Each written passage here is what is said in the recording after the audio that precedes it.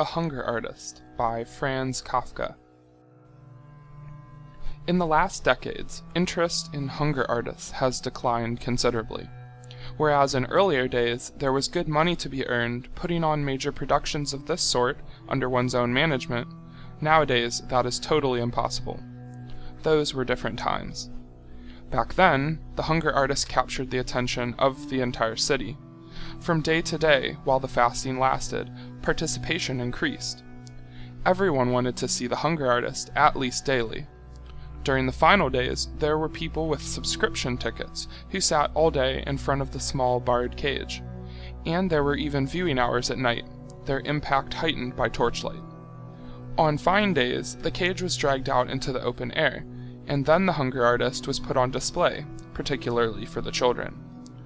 While for grown-ups, the hunger artist was often merely a joke, something they participated in because it was fashionable, the children looked on amazed, their mouths open, holding each other's hands for safety, as he sat there on scattered straw, spurning a chair, in black tights, looking pale, with his ribs sticking out prominently, sometimes nodding politely, answering questions with a forced smile, even sticking his arm out through the bars to let people feel how emaciated he was, but then completely sinking back into himself, so that he paid no attention to anything, not even to what was so important to him, the striking of the clock, which was the single furnishing in the cage, merely looking out in front of him with his eyes almost shut, and now and then sipping from a tiny glass of water to moisten his lips.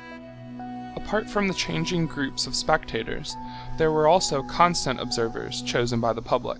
Strangely enough, they were usually butchers, who, always 3 at a time, were given the task of observing the hunger artist day and night, so that he didn't get something to eat in some secret manner. It was, however, merely a formality, introduced to reassure the masses, for those who understood knew well enough that during the period of fasting, the hunger artist would never, under any circumstances, have eaten the slightest thing, not even if compelled by force. The honor of his art forbade it. Naturally, none of the watchers understood that. Sometimes there were nightly groups of watchers who carried out their vigil very laxly, deliberately sitting together in a distant corner and putting all their attention into playing cards there, clearly intending to allow the hunger artist a small refreshment, which, according to their way of thinking, he could get from some secret supplies. Nothing was more excruciating to the hunger artist than such watchers. They depressed him. They made his fasting terribly difficult. Sometimes he overcame his weakness and sang during the time they were observing, for as long as he could keep it up, to show people how unjust their suspicions about him were. But that was little help, for then they just wondered among themselves about his skill at being able to eat even while singing. He much preferred the observers who sat down right against the bars and, not satisfied with the dim backlighting of the room, illuminated him with electric flashlights. The glaring light didn't bother him in the slightest. Generally, he couldn't sleep at all, and he could always doze under any lighting and at any hour, even in an overcrowded, noisy auditorium.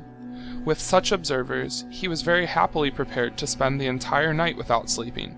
He was very pleased to joke with them, to recount stories from his nomadic life, and then, in turn, to listen to their stories, doing everything just to keep them awake, so that he could keep showing them once again that he had nothing to eat in his cage, and that he was fasting as none of them could. He was happiest, however, when morning came, and a lavish breakfast was brought for them, at his own expense, on which they hurled themselves with the appetite of healthy men after a hard night's work without sleep. True, there were still people who wanted to see in this breakfast an unfair means of influencing the observers, but that was going too far, and if they were asked whether they wanted to undertake the observers' night shift for its own sake, without the breakfast, they excused themselves.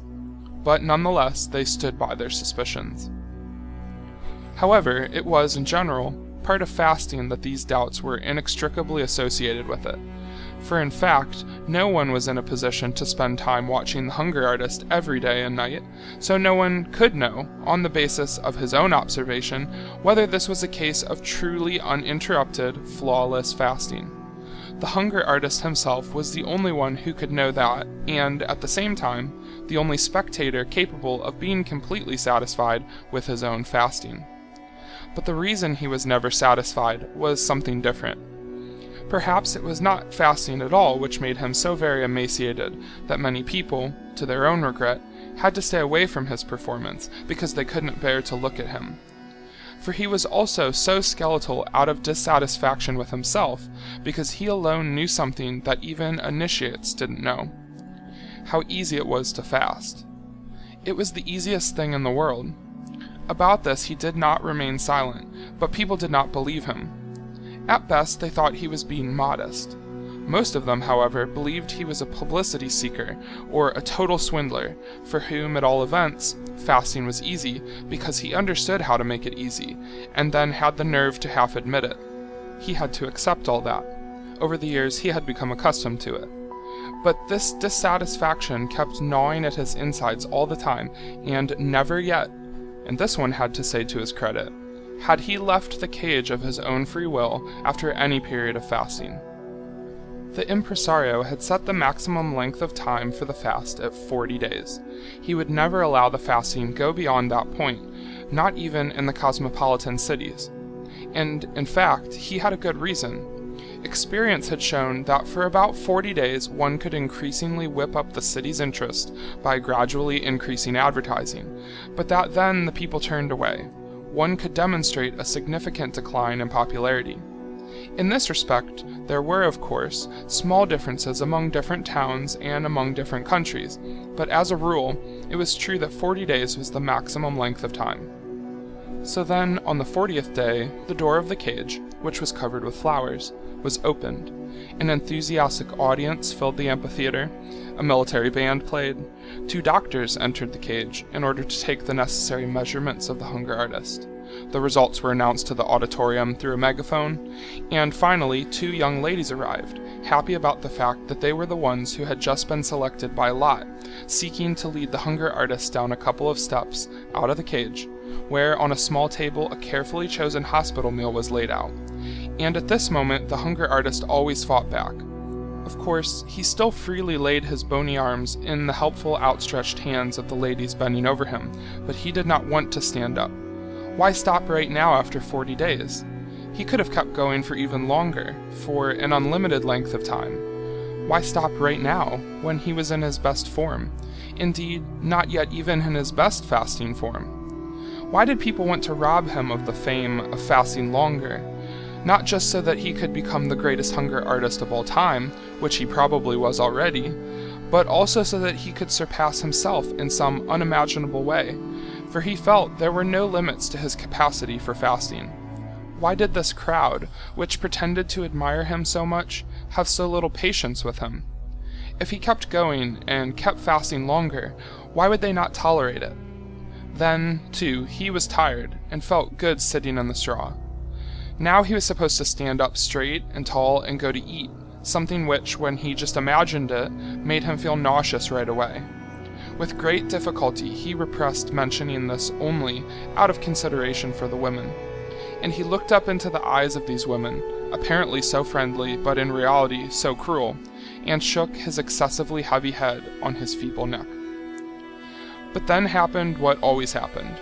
The impresario came and, in silence, the music made talking impossible, raised his arms over the hunger artist, as if inviting heaven to look upon its work here, on the straw, this unfortunate martyr, something the hunger artist certainly was, only in a completely different sense, then grabbed the hunger artist around his thin wrist, in the process wanting with his exaggerated caution to make people believe that here he had to deal with something fragile, and handed him over, not without secretly shaking him a little, so that the hunger artist's legs and upper body swung back and forth uncontrollably, to the women, who had in the meantime turned as pale as death.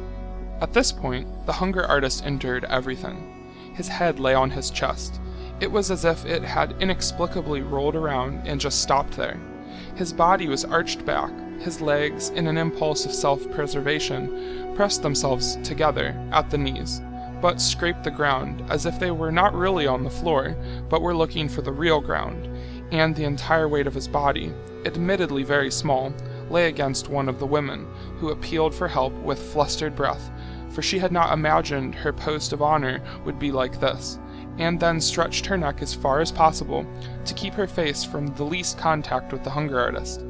But then, when she couldn't manage this, and her more fortunate companion didn't come to her assistance, but trembled and remained content to hold in front of her the hunger artist's hand, that small bundle of knuckles, she broke into tears, to the delighted laughter of the auditorium, and had to be relieved by an attendant who had been standing ready for some time. Then came the meal. The impresario put a little food into the mouth of the hunger artist, now half unconscious, as if fainting, and kept up a cheerful patter designed to divert attention away from the hunger artist's condition. Then a toast was proposed to the public, which was supposedly whispered to the impresario by the hunger artist. The orchestra confirmed everything with a great fanfare, people dispersed, and no one had the right to be dissatisfied with the event. No one except the hunger artist. He was always the only one. He lived this way, taking small regular breaks for many years, apparently in the spotlight, honored by the world, but for all that his mood was usually gloomy, and it kept growing gloomier all the time, because no one understood how to take him seriously.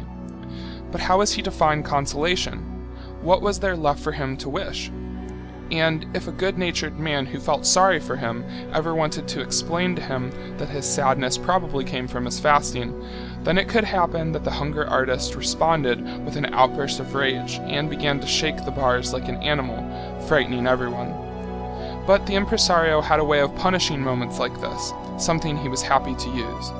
He would make an apology for the hunger artist to the assembled public, conceding that the irritability had been provoked only by his fasting, something quite intelligible to well-fed people, and capable of excusing the behavior of the hunger artist without further explanation.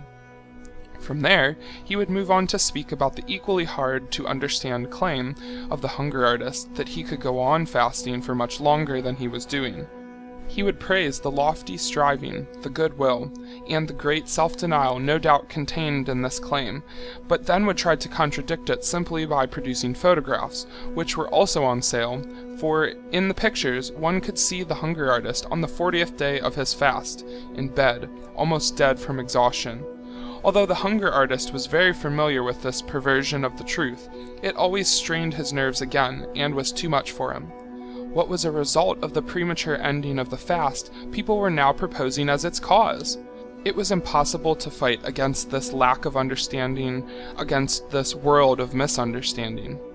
In good faith, he always listened eagerly to the impresario at the bars of his cage, but each time, once the photographs came out, he would let go of the bars, and with a sigh, sink back into the straw, and a reassured public could come up again and view him.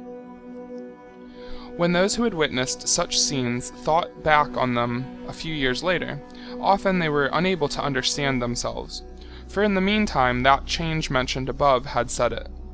It happened almost immediately. There may have been more profound reasons for it, but who bothered to discover what they were? At any rate, one day the pampered hunger artist saw himself abandoned by the crowd of pleasure-seekers, who preferred to stream to other attractions.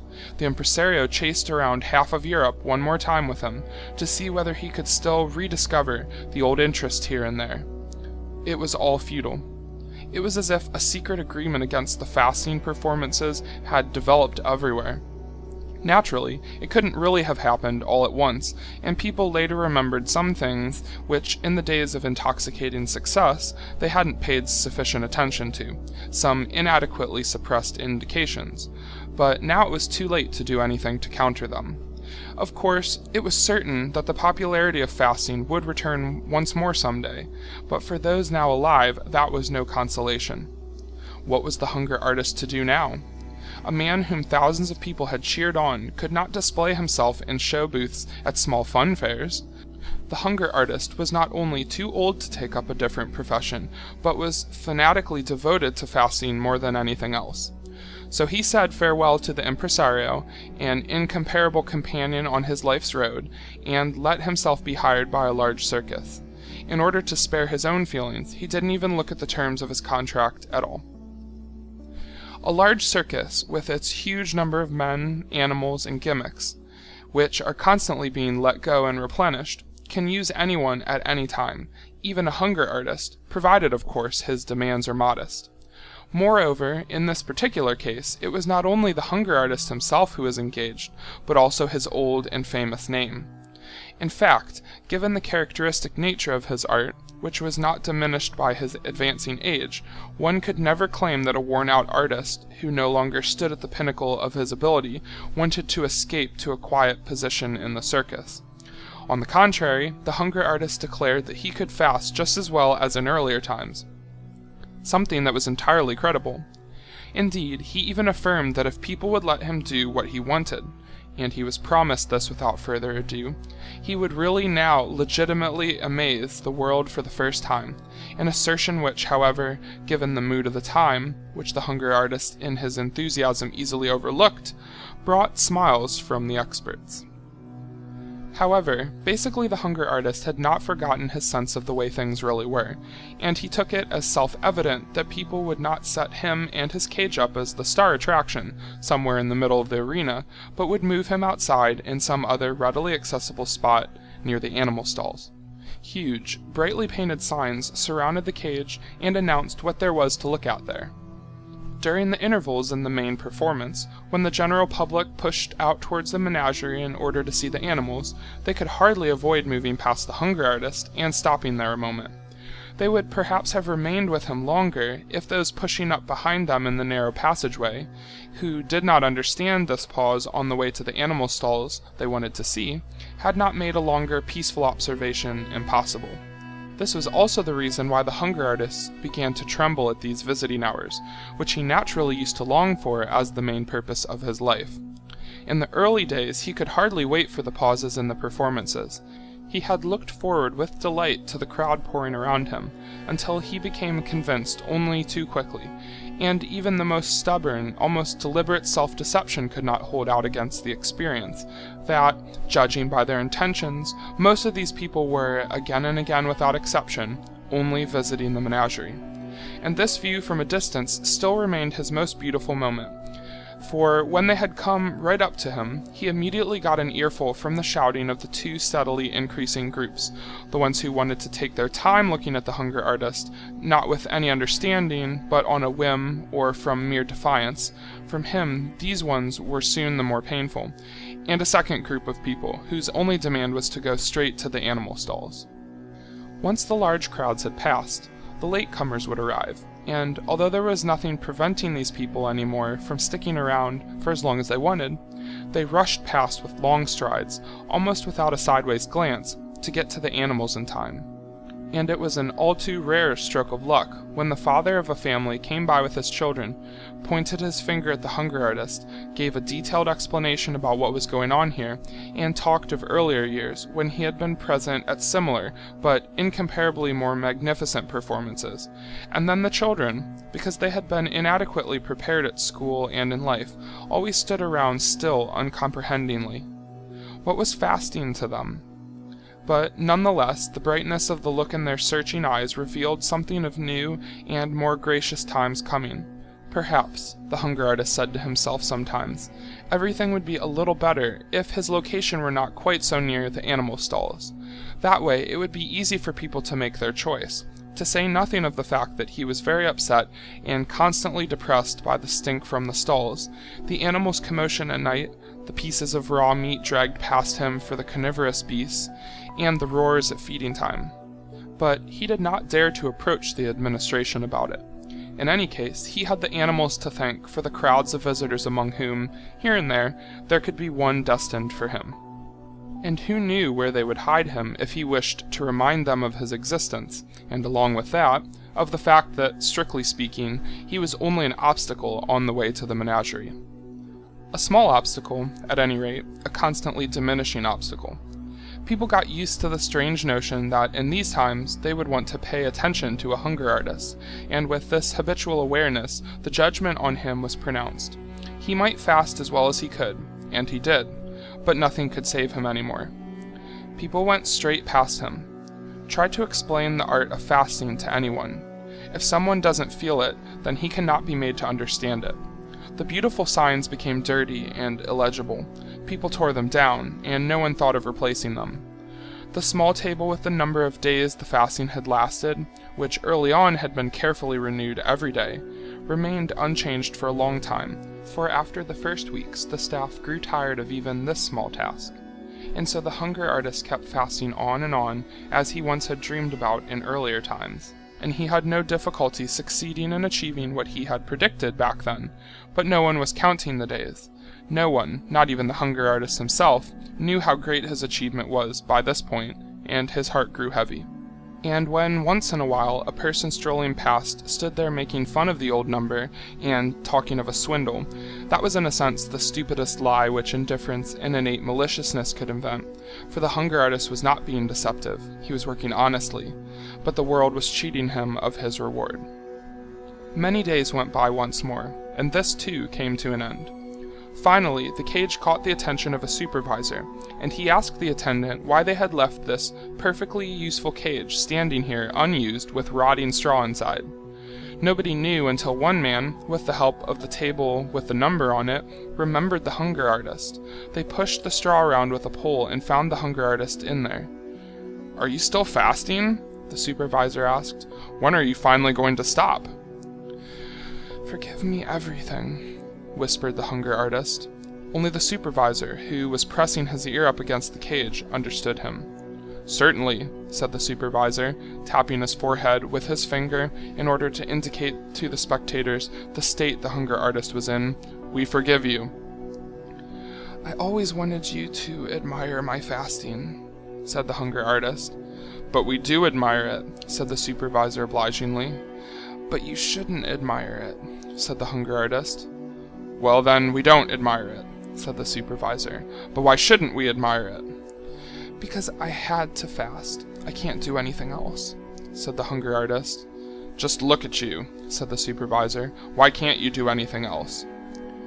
"Because," said the hunger artist, lifting his head a little and, with his lips pursed as if for a kiss, speaking right into the supervisor's ear so that he wouldn't miss anything, "because I couldn't find a food which I enjoyed. If I had found that, believe me, I would not have made a spectacle of myself, and would have eaten to my heart's content, like you and everyone else." Those were his last words, but in his failing eyes there was the firm, if no longer proud, conviction that he was continuing to fast. "All right, tidy this up now," said the supervisor, and they buried the hunger artist along with the straw. But in his cage they put a young panther. Even for a person with the dullest mind, it was clearly refreshing to see this wild animal throwing itself around in this cage, which had been dreary for such a long time. It lacked nothing. Without thinking about it for any length of time, the guards brought the animal food. It enjoyed the taste and never seemed to miss its freedom. This noble body, equipped with everything necessary, almost to the point of bursting, also appeared to carry freedom around with it, that seemed to be located somewhere or other in its teeth, and its joy in living came with such strong passion from its throat that it was not easy for spectators to keep watching. But they controlled themselves, kept pressing around the cage, and had no desire to move on. End of A Hunger Artist by Franz Kafka.